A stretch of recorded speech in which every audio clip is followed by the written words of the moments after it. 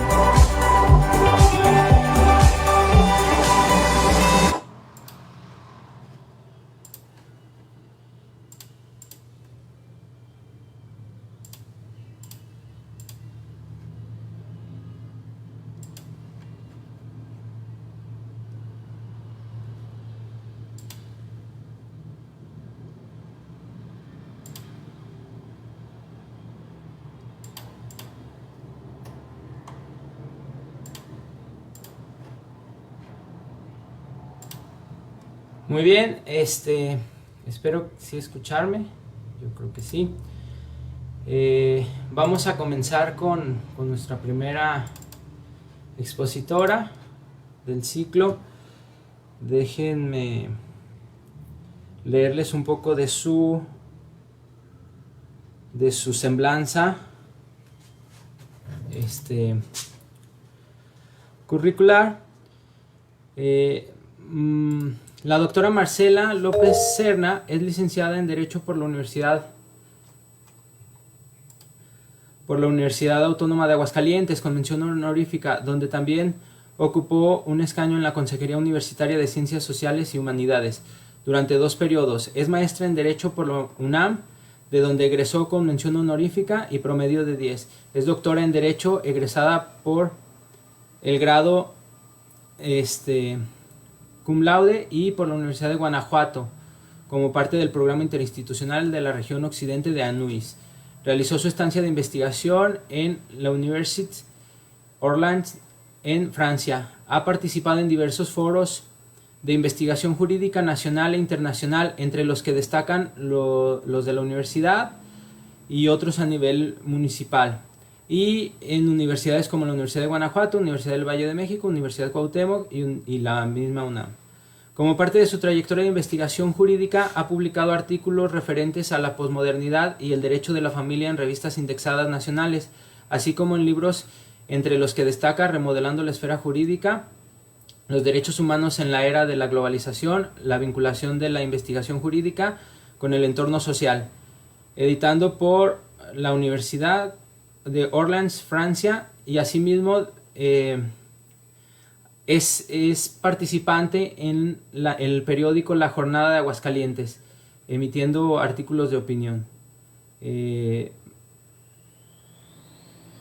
Y actualmente también se desarrolla como profesora de la maestría en Derechos Humanos en la Universidad de Guanajuato, programa adscrito al PNPC.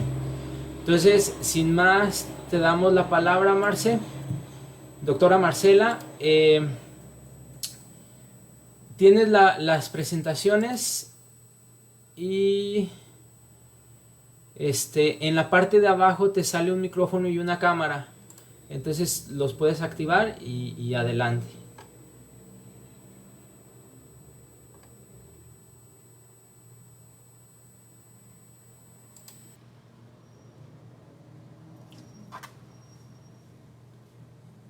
Doctora Marcela. Ahí está. ¿Ya se escucha? Sí, ya te podemos escuchar y Ok, te vemos. Ok. excelente, muchas gracias. Bueno, primero quisiera agradecer mucho la invitación que me hacen con que me honre el doctor Mauricio Vargas y por supuesto la Universidad Autónoma de Baja California. En realidad es una gran adquisición la que hicieron con el doctor Mauricio, que es alguien que no para, que está siempre trabajando y bueno, pues gracias por generar este tipo de espacios en los que hay posibilidad de platicar de cosas que no son las más comunes.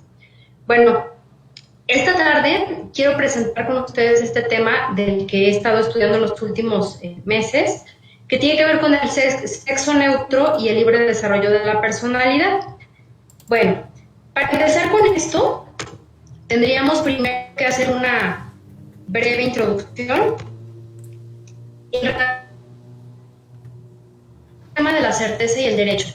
Bueno, el tema de la certeza es algo que ha preocupado muchísimo siempre al derecho, particularmente desde la época de la creación de este derecho que nos ocupa todavía hoy en día, que es el derecho moderno, y tendrá una vigencia histórica, viene más o menos desde la Revolución Francesa, en la que empezaron a codificarse las leyes, en la que empezó a tener esta necesidad de que estuviera sobre para poder tener el pleno conocimiento y certeza de qué era lo que yo tenía posibilitado hacer y qué era lo que tenía prohibido. Esto es pues porque nosotros los hombres, por el tema epistemológico de cómo queremos siempre conocer, siempre es el que nos está moviendo para avanzar en la ciencia, en la tecnología, en la cultura. Este deseo que tenemos de saber, de tener la conciencia de qué es esto, de poder definirlo, y esto nos da a su vez también mucha seguridad para poder movernos en nuestro entorno. De hecho, evidentemente, como algo muy objetivo que nosotros pretendemos que sea así de objetivo, pues forma positivo a través de textos escritos en los que nosotros tendríamos la posibilidad de poder conocer de manera específica y estricta qué son las cosas que hacer, cuáles no podemos hacer, qué puede hacer la autoridad, qué no puede hacer la autoridad con nosotros, hasta dónde están nuestros límites, ¿verdad? Entonces, partiendo, ¿no? Vamos a darnos cuenta de que esas cosas que ha establecido el derecho dentro de sus normas, pues han estado conforme no que sean objetivamente verdaderas, sino más bien a consensos que históricamente ha tenido el pueblo que ha diseñado esas leyes, llevarlas a las normas. Tan es así que nosotros podemos darnos cuenta dentro de los estudios de derecho comparado que, por ejemplo, la concepción de justicia que nosotros tenemos en relación a la que se tenía en los códigos antiguos, pues evidentemente ha evolucionado mucho. Y no es que la justicia per se cambie, porque nosotros sabemos que en realidad estos conceptos son movibles porque son artificiales y porque dependen de esa conciencia que vamos teniendo nosotros como sociedad. Podríamos contarnos hasta antecedentes filosóficos muy remotos, como esta cuestión que platicaba en los diálogos Platón en relación a esta visión de que sí existe, por ejemplo, la justicia y los demás valores, pero solamente como una abstracción a través de esta parábola que él nos hacía de las cavernas. Es decir, si es que queremos creer esta condición que nos platicaba Platón, que existe una justicia única y verdadera, pero bueno, como somos humanos, es imposible para nosotros acercarnos a esa visión que es justa de la justicia. Paradójicamente, no podemos conocer directamente lo que es justicia, sino solamente aquello de acuerdo a nuestro contexto y a nuestro entorno, pues llegamos a conceptualizar propiamente como la justicia. Pero lo mismo aplica para cualquier otro valor, para cualquier otra, pero también, por supuesto, para las figuras jurídicas, porque al final del día, el derecho, bien sabemos que el derecho es una creación humana, es algo artificial creado por los humanos, que pues nosotros tuvimos esta necesidad para poder tener contención dentro de las prácticas sociales, de tener otra vez dispuesto dentro de códigos, dentro de normas, qué son las cosas que podemos hacer y cuáles no, para privilegiar una convivencia armónica. Bueno, entonces, pues como no existen cuestiones que estén en la naturaleza justicia o de cualquier otra figura que nosotros tengamos incluida dentro del derecho, pues lo que nos queda es como hombres hacer consensos para poder determinar qué es lo que incluir dentro de la norma y cómo vamos a entenderlo. Esta necesidad de definir, fíjense, donde se puede ver como de manera mucho más clara es, por ejemplo, en este certeza jurídica, que ustedes saben que es como prototípico de todo el Estado de Derecho. El tema de que nosotros digamos que estamos en un Estado de Derecho parte de eso, de que conocemos el cuadrito dentro del cual podemos movernos para poder tener garantizada una vida, el derecho a la educación y todos los demás derechos humanos que están contenidos en... Sabemos que se nos privilegiarán, que se van a estar fortaleciendo y protegiendo por parte del Estado, siempre y cuando nos movamos dentro del cuadro. Y eso sería básicamente esa jurídica. Esto lo podemos ver en diferentes ramas del derecho también. Por ejemplo, en materia penal, pues es clarísimo, ustedes han visto que dentro de la norma penal tiene que establecer de manera muy clara y muy específica cuál va a ser el tipo penal. Si la persona no se adecua a esos cánones que están dispuestos de normativo, pues entonces no comete el tipo penal. Tendrán que reclasificarlo, tendrán que hacer otra cosa, pero si no es exactamente tal cual dice el enunciado normativo, vamos a estar ante la presencia de ese tipo penal. Esto mismo aplica en las demás materias del derecho. Por ejemplo, en derecho administrativo hay un principio prototípico, el más importante del derecho administrativo, que es el principio de legalidad, y que dispone justamente que es la autoridad quien solamente puede hacer la propia norma le dispone de manera expresa. Ellos no pueden inventar por analogía, por mayoría de razón, o porque se les ocurrió este día, hace que la ley no les permite. Y nosotros como ciudadanos, bueno, también tenemos acotado dentro de la norma qué podemos hacer, pero más bien en este caso no es limitativo, sino más bien es enunciativo y tenemos la posibilidad de hacer muchas otras cosas. Porque el principio, para efecto de nosotros como ciudadanos, se de la autoridad en el sentido de que nosotros podemos hacer todo aquello que no nos esté prohibido. ¿Cuál sería el límite? Bueno, básicamente, pues no perjudicar los derechos de terceros. Benito Juárez, ¿no? El respeto al derecho ajeno es la paz, bueno, en el derecho también, el respeto al derecho de los demás, pues va a ser el límite que yo tengo para poder ejercicio de mis propios derechos. Pero fíjense, todas estas cuestiones que están dispuestas dentro de la norma, veíamos que son cosas artificiales, que diputados en un momento determinado, porque la sociedad que los respalda así lo pensaban, decidieron que así se estableciera dentro de la norma. Y entonces, estas verdades que vamos a establecer dentro de la norma literalmente son verdades legales, porque puede ser que haya cambiado después la visión y no. Por ejemplo, atrevernos a aseverar que las mujeres no somos capaces de votar, ¿verdad que no? Porque lo podemos hacer hoy en día, de hecho lo hacemos, y hoy en este histórico, más bien lo que se pretende pues es empoderar a las mujeres y que haya cada vez pues un mayor respeto de sus derechos. Pero si esta misma la hiciéramos en 1950 todavía dentro de nuestro país, pues era algo que complejo, de manera muy compleja, iban a respaldar, porque todavía se consideraba que había una capacidad distinta por parte de los hombres y las mujeres, que también la visión de vida de unos y de otros, y pues eran cosas distintas y las mujeres no tenían por qué andar en los votos, ¿no? Entonces, esa era la verdad jurídica de aquel momento, que evidentemente se ha modificado, y estas verdades únicas a las que nosotros creemos, pues se trasladan a todas las parcelas de nuestra vida, evidentemente también en el derecho, con esos ejemplos que acabamos de revisar. Bueno, seguimos y vamos a ver ahora estos derechos efectivamente se constituyen como verdades hegemónicas. ¿Quién es el que va a determinar el contenido de los derechos? Pues ya dijimos que son los legisladores que en un momento determinado son los que hacen las normas y los que tienen la posibilidad de darle contenido. Pero fíjense, eso genera una muy importante dentro de las categorías que nosotros tenemos en derechos, particularmente en materia de derechos humanos. Se nos ha dicho siempre que los derechos deben ser universales. Pero bueno, si es que son los diputados de un momento y de un lugar determinado quienes van a decir cuál va a ser los derechos, pues entonces eso nos deja muy claro que la universalidad en realidad es una falacia, porque seguramente aquellas personas para las que van a el goce de los derechos, pues van a ser votos muy pequeños de población o muy amplios, pero restrictivos de las minorías, que así es como ha ocurrido todo este tiempo. Evidentemente, todavía hoy en día quedan muchas materias que tenemos nosotros pendientes para efecto de resolver. Todavía las minorías siguen estando con muchas necesidades de regulación y de reglamentación para efecto del respeto de sus derechos. Tiene que ver con esto, con la falacia de la universalidad, y es que en realidad el derecho sí tiene que ser para todos, pero, mucho ojo, y esto es importante subrayarlo, pues no todos tenemos la misma necesidad de derecho, ni tenemos la misma visión de los derechos.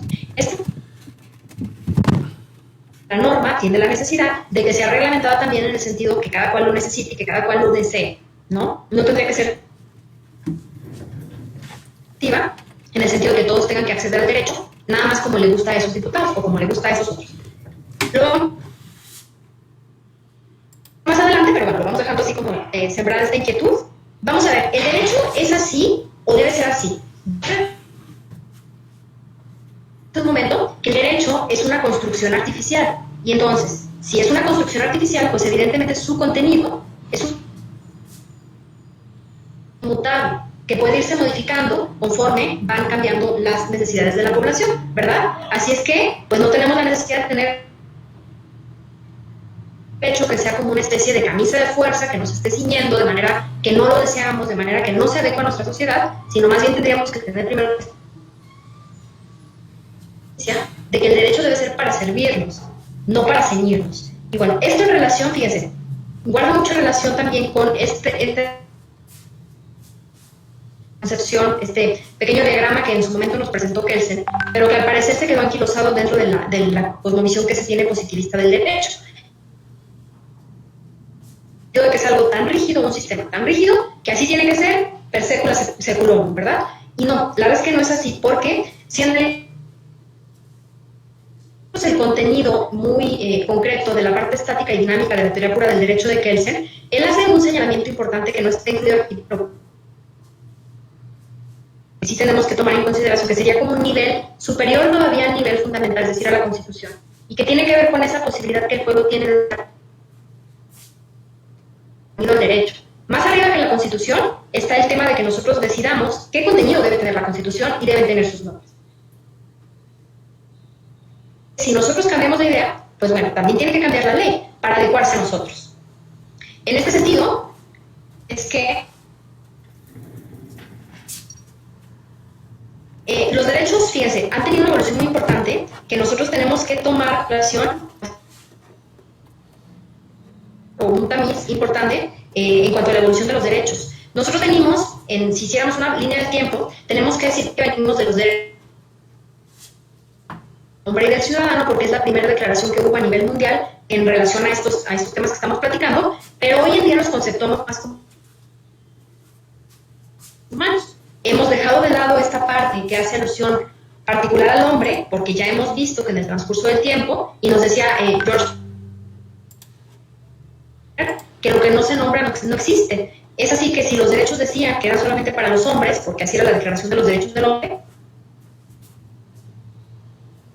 evidentemente no había obligación de que se incluyeran a las mujeres, ni que se incluyeran a las minorías que no se identificaban con el tema de ser hombres. Y bueno, este peso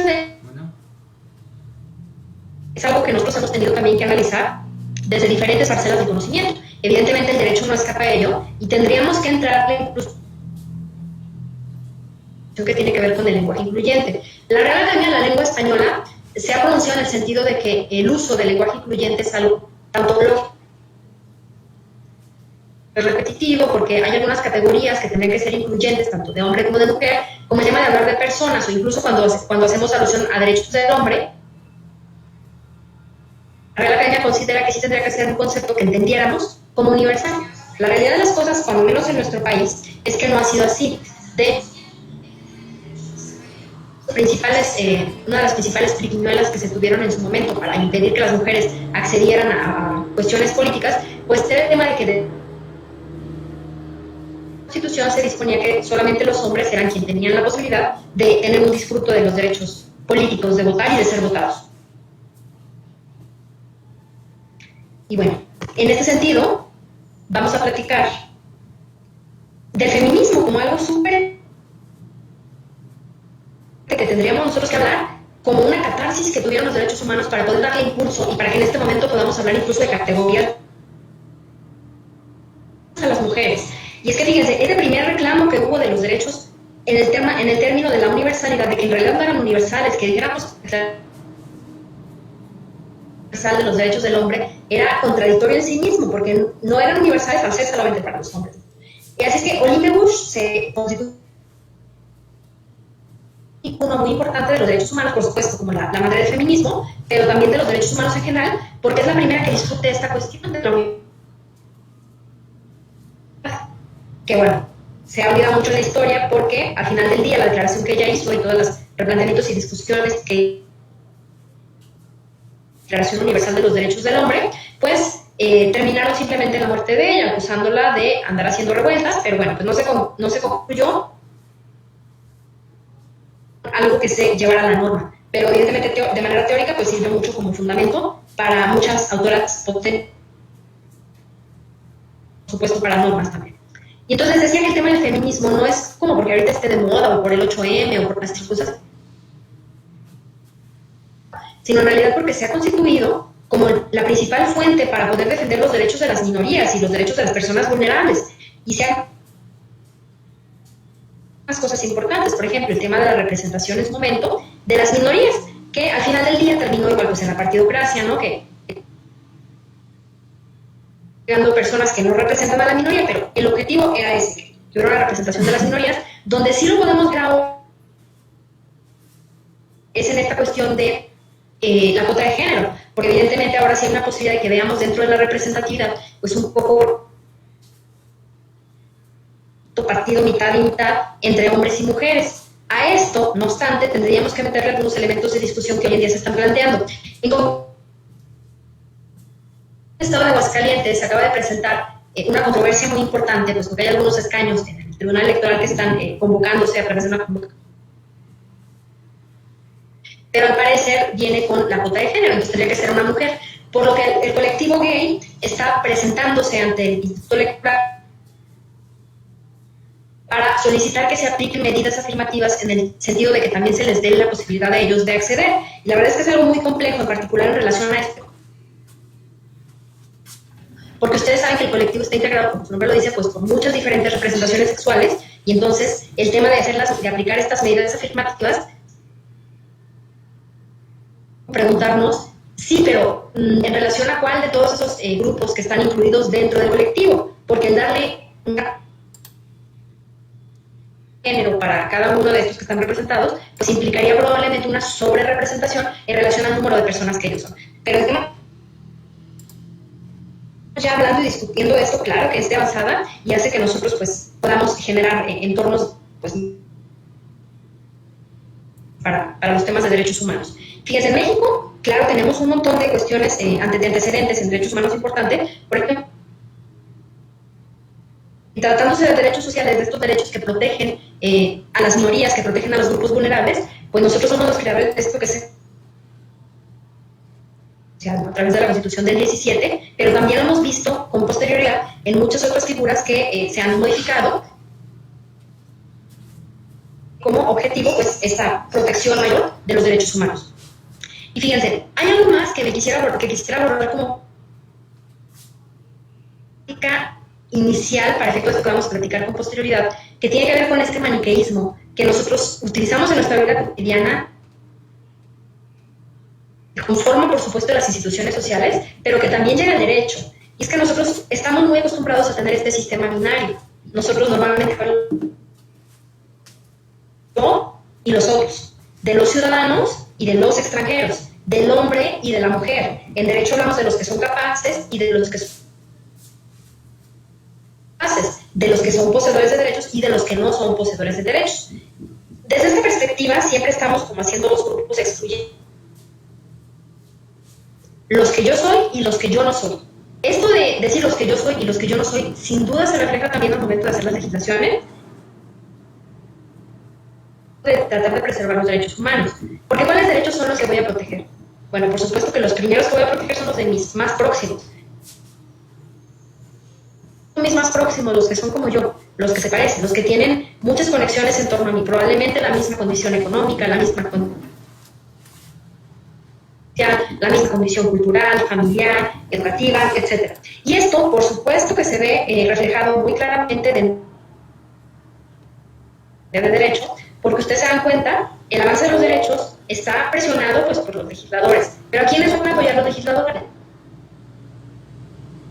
La importancia que tiene este tema de la representatividad que platicábamos hace un momento es que todas las voces estuvieran ahí, que todo el mundo defendiera que sus derechos fueran provistos de instrumentos para que fueran vida. La verdad de las cosas es que hasta este momento en nuestro país la representatividad nos ha fallado mucho ¿no? Y hace falta revisarlo pues para que no nada más estemos ahí tratando de preservar los derechos de los que son como yo, sino también evidentemente los de las minorías. Poco bastaría en muchas de las ocasiones con que sí estén representadas esas minorías, porque al final del día sabemos que en democracia pues las mayorías mandan, y esas mayorías incluso lo vemos a través de conceptos como el del bien común, que en realidad ese bien común no es el bien de todos, es el bien de la mayoría, y ese bien de la mayoría cuando se estén perjudicando de por medio los derechos de las minorías, ¿no? Es como esta campaña que hay de los pro familia que dicen, yo defiendo a mis hijos, defiendo a mi familia. Es que el tema de que tú vulneres los derechos de terceros no hace que defiendas a tu familia, lo que hace es que estás vulnerando los derechos de terceros. El que alguien entienda de distinta a la que a ti te guste no hace que exista una violación real de tus derechos humanos. Más bien estás pecando de intolerancia, ¿no? Y es algo que habría que discutir y evidentemente de la educación inicial con nuestros hijos y a todos los escenarios. Así vemos, fíjense, dentro de las categorías hegemónicas que nosotros tenemos planteadas, particularmente ese género, ustedes se han dado cuenta, lo saben muy bien, todos los documentos oficiales, todos los documentos que tienen validez legal dentro de nuestro sistema jurídico, específicamente esta cuestión binaria, ¿eres hombre o eres mujer? Cuando nosotros sabemos que en la naturaleza no se trata de un error genético ni de mucho menos, una variante que tiene también la genética en cuanto a tener una tercera posibilidad, y esa tercera posibilidad es normalmente conocido como el hermafroditismo, que tiene que ver con que la misma persona tenga los dos órganos sexuales. Pero fíjense, históricamente estas personas que han tenido esta condición, lo que hacen traerles alguno de los dos órganos reproductivos para el efecto de encasillarlos necesariamente en una de las dos categorías que tenemos reconocidas. Tiene que ser hombre o mujer, no hay tercera opción, es eso o la otra. Evidentemente esto es tomando en consideración que aquellos que generaron la norma en esta visión limitada binaria de que solamente existen dos posibilidades. Hoy en día, en particular, si ustedes hacen alusión a las siglas que de conglomerado lésbico, gay, bisexual, intersexual, transgénero, travesti, ahora termina incluso porque es para poder incluir todas aquellas diferentes posibilidades que actualmente las personas en materia de sexualidad quieren tener un momento de expresarlo. Es súper limitado lo que nosotros hemos hecho dentro del derecho y cuáles son las respuestas que le hemos dado, cómo podemos resolver este tipo de problemática. Los derechos, se nos ha dicho incluso desde que vimos Teoría General del Derecho, tienen que tener algunas características importantes para el efecto de que vamos en esos derechos. Y entonces tienen que ser generales, tienen que ser abstractos y tienen que ser impersonales. No tienen que dirigirse a grupos particulares. Tienen que dirigirse nada más a los que se parecen a mí. No tienen que ir nada más seccionados para aquellos que coinciden con mi modo de vida. Al contrario, dice esta hechos que tendrían que ser tan amplios como para que quepamos todos dentro de ellos. Si ustedes hacen un análisis detallado de cómo en realidad está la norma, van a dar cuenta al hacer este mensaje de que muchas veces en realidad no se cumple con estas características. Un muy claro ejemplo es el tema del matrimonio. El matrimonio normalmente ha estado redactado dentro de las legislaciones de nuestros estados como una figura a la que se puede acceder siempre y cuando sean un hombre y una mujer. No había otras opciones. ¿Por qué? Pues porque la verdad hegemónica que tenían los legisladores es que así tenía que ser. ¿Por qué? Pues porque históricamente así era, porque además no son religiosas, pero bueno, fíjense, tendríamos que discutir al respecto de esto, que existen nuevas parcelas de derechos y que para nosotros lograr una verdadera visión de justicia, y no estoy tratando de generar otra verdad hegemónica que genere si lo que no es, simplemente dar la posibilidad, como decíamos, pues de que cada quien acceda al derecho en los términos que lo necesiten, ¿no? ¿Qué necesitamos? ¿Igualdad? ¿O en realidad necesitamos que cada quien acceda al derecho de manera libre en los términos que lo necesite? Con la única limitante, veíamos, de que no se vulneren los derechos terceros. Y en este sentido, vamos a platicar que ha habido algunas medidas que el derecho que hasta este momento son conocidas como medidas afirmativas. Estas medidas las implementa el Estado reconociendo que existe una condición de vulnerabilidad en relación a un grupo de población en comparación con otro. que normalmente es el que está vulnerándole los derechos. Y entonces algunas características en estas medidas afirmativas serían que tienen que ser primero de carácter temporal, porque si las dejáramos para siempre, cuando las cosas ya estén equilibradas, pues en cuestiones injustas. El tema de que dicen, no, fuerzas tienen que entrar tantas mujeres y tantos hombres. Bueno, si la sociedad ya está educaron en términos de que todos somos capaces, y más bien en ese momento ocurrió que es una generación de muchas mujeres capaces, de muchos hombres, y queda un poco desequilibrado, bueno, seguramente la siguiente generación se va a equilibrar en el siguiente año, pero ahorita, por eso es que tendría que ser de carácter propio, vamos a acostumbrarnos en lo que logramos educar a la sociedad para decirles así tiene que ser, así hay que respetar los derechos de todos. Esas medidas, porque existen pisos disparejos, existen condiciones que hacen mucho más complicado para ciertos sectores de la población acceder a los derechos humanos con otros sectores de la población. Es como esta cuestión que platicamos del piso pegajoso en términos de feminismo. Se habla mucho de esta concepción del piso pegajoso en términos de que se dice, no, bueno, las mujeres tienen la misma posibilidad de trabajar y de acceder a los puestos de mando, y ahí está la convocatoria, participen. Bueno, el tema inter para poder generar ese examen a través del cual se va a determinar quiénes son los que van a acceder a esos puestos, pues está para la mujer en muchos de los casos socialmente, y lo es todavía en nuestros días, pues tienen además que cocinar, que cuidar de los niños, que hacer un montón de cosas extras, y en el ratito que le quede libre, gracias. Cuando seguramente como al hombre se le ha considerado por estos mismos prejuicios y roles de género la parte proveedora, pues bueno, se va a privilegiar que él tenga poder estudiar para ese examen, para poder acceder a esa oportunidad de trabajo. Y entonces eso hace que esté muy desequilibrada la condición y que pues tengamos la necesidad de concursos dirigidos exclusivamente a mujeres, cuyas condiciones van a ser más similares dentro del concurso. Esto evidentemente otra vez se refleja en el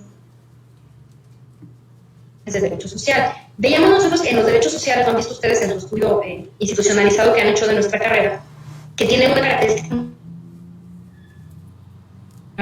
las materias a las que se consideran adscritas a esta rama del derecho, el derecho social, y tiene que ver mucho con la desigualdad procesal. Por ejemplo, en términos de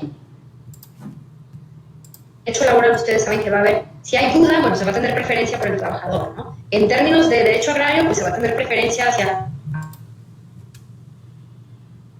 ejidatario. Y así tenemos estas categorías que se considera que son más vulnerables y a las que tenemos que proteger. Esto se ha trasladado también derechos en los que normalmente se consideraba que existía igualdad procesal. Es el caso del derecho civil, es el derecho más igual entre iguales que se supone ciudadanos. No obstante, hoy en día hay algunas cuestiones que obligan a los juzgadores a poner especial atención en categorías que se pueden llegar a sospechosas. Por ejemplo, la obligación de juzgar con perspectiva de género, o tenemos también la necesidad de revisar en todo momento el interés superior de los menores.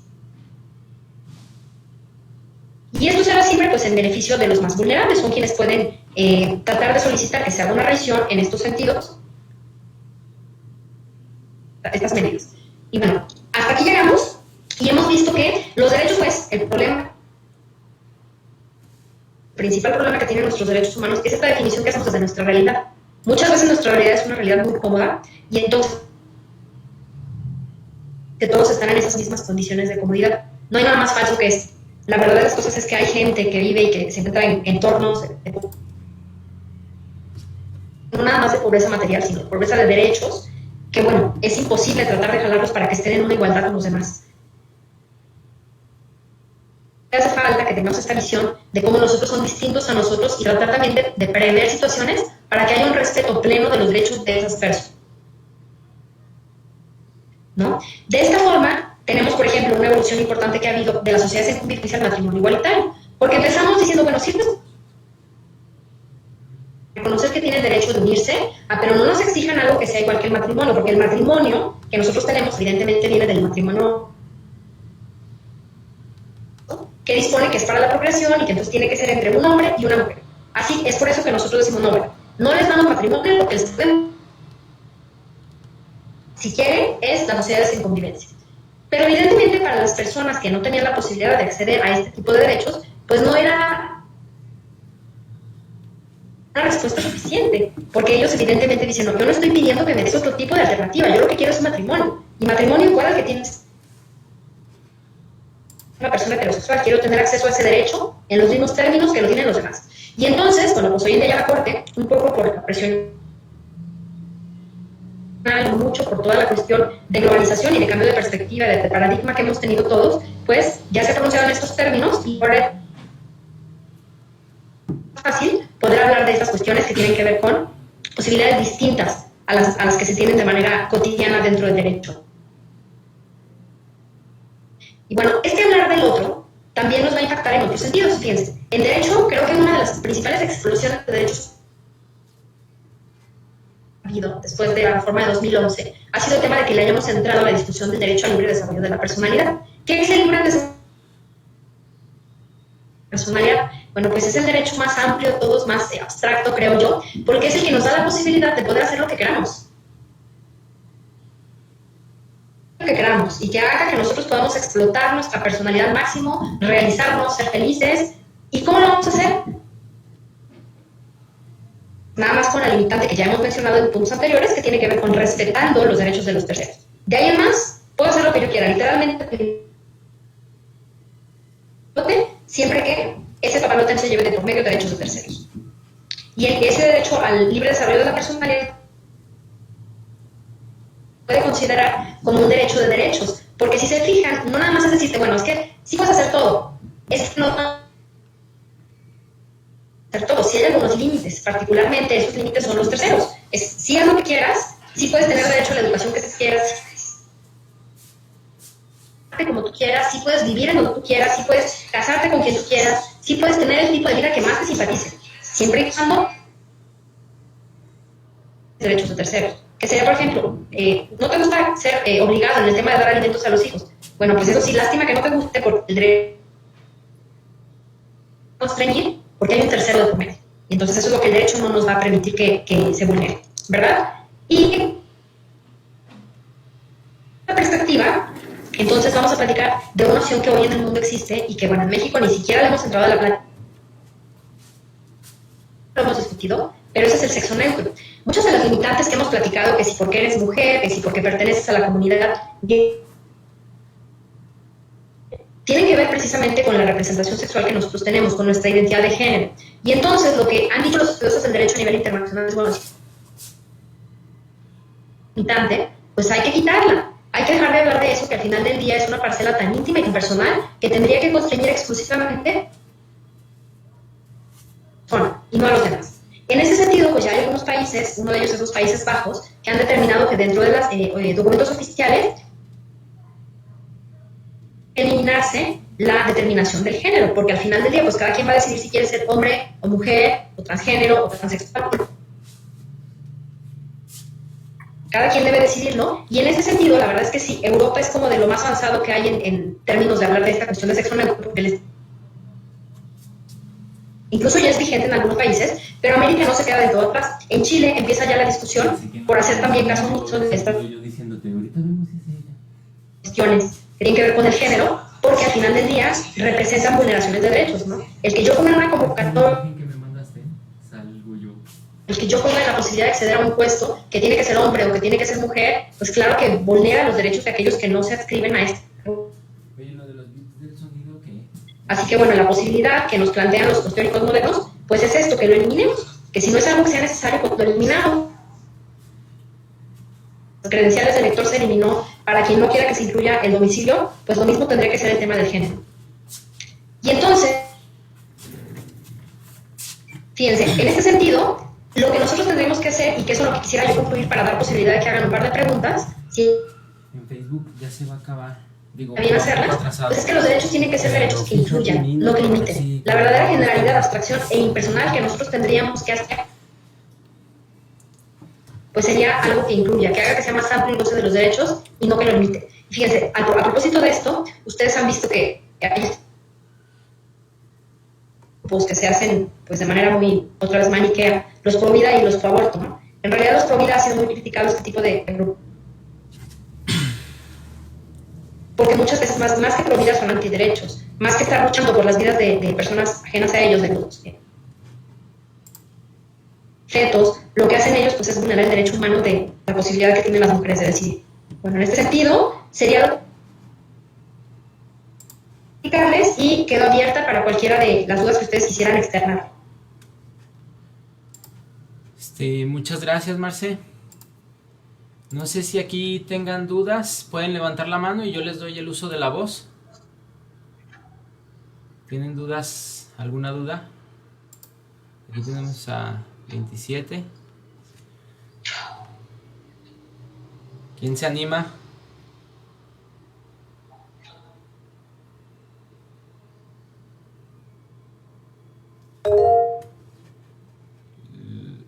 Lourdes. Doctora Lourdes.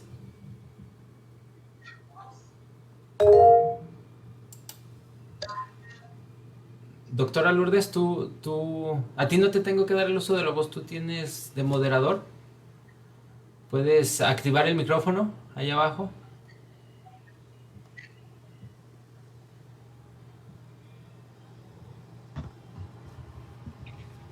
Correcto. En lo personal es la primera vez que escucho el término de piso pegajoso y en muchas ocasiones yo he criticado o he dicho, a mí no me gusta que me tomen como diferente, soy mujer y soy capaz. Sin embargo, no había reflexionado sobre la carga adicional que muchas veces las propias mujeres nos la cargamos como tratando de ser supermujer, decir yo puedo, yo puedo, yo puedo. Hasta ahorita estoy entendiendo otra perspectiva real desde el punto de vista de derecho. Entonces, en este sentido es que los derechos humanos y las organizaciones deben de crear, la cuestión sería, ¿es así como se justifica o qué tendríamos que hacer para educar a las mujeres y que cambiemos un poco la forma de pensar? Porque son cuestiones culturales, que nos educaron que mi responsabilidad es la casa, mi responsabilidad es los hijos, mi responsabilidad es el marido, y muchas veces como queremos participar en el área profesional, decimos sí puedo, sí puedo, sí puedo, pero tenemos un horario de 24/7, cuando a los varones en la casa les decimos no, concéntrate, yo te entiendo. ¿Cuál sería el rol que tenemos que jugar las nuevas sociedades o los docentes cuando educamos a mujeres tratar de cambiar esta chip cultural? Bueno, evidentemente es algo que nosotros tenemos que hacer desde la educación y particularmente nosotros que somos docentes, pues tenemos el rol más importante, creo, en esto, el sartén por el mango, porque podemos generar conciencia en estas cuestiones. De lo que platica usted, fíjese, sumamente importante, porque incluso aquí se mezclan dos conceptos que el feminismo ha relacionado y no nada más tiene que ver con el piso pegajoso, porque el piso pegajoso es la situación que bueno, tienes que atender a los niños, tienes que cocinar porque no hay quien lo haga, pero está por otro lado también esto que nos platicas tú, a lo que se conoce como techo de concreto, que donde, bueno, a lo mejor sí me pueden ayudar, pero ya el tema de decir ayudar es porque yo siento que tengo que cargar esta losa espaldas, que si alguien tiene la posibilidad, por ejemplo, el esposo tiene también la disposición de hacerlo, pero yo no quiero dejárselo porque yo siento que voy a estar, porque siento que es una obligación mía, porque siento que incluso en la sociedad me van a tachar todos de que es una mala madre, porque cómo se va a ejercer roles políticos o cómo todo trabajo de responsabilidad y va a dejar a los niños abandonados. Todavía, incluso a nivel social, se nos sigue culpando de que hay más descomposición social. El tema de que trabajen es una de las causas que muchos teóricos todavía de la vieja escuela consideran como causa de la descomposición social y de más divorcios. Pero la verdad de las cosas es que es algo bien lento, que tiene que cambiar desde la educación, pero por supuesto el derecho impulsa mucho, no es pues tiene que ser la norma, tiene que ser la jurisprudencia, y tenemos que ser nosotros como abogados también en la práctica.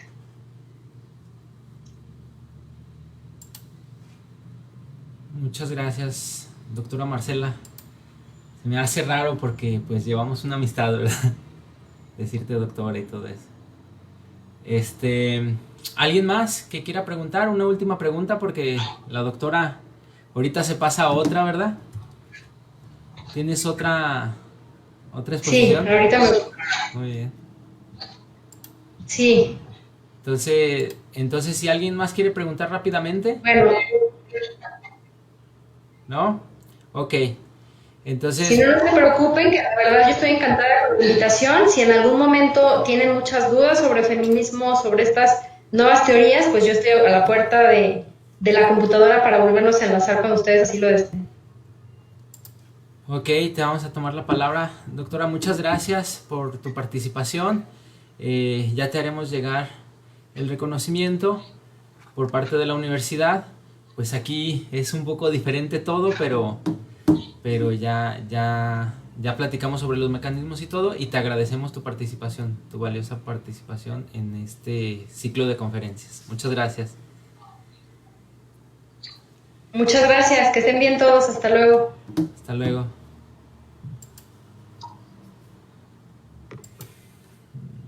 Ahora, nos esperamos un momento. Aquí mismo se va a conectar la doctora Mabel. Y la esperamos un momento. Empezamos a las 4 en punto.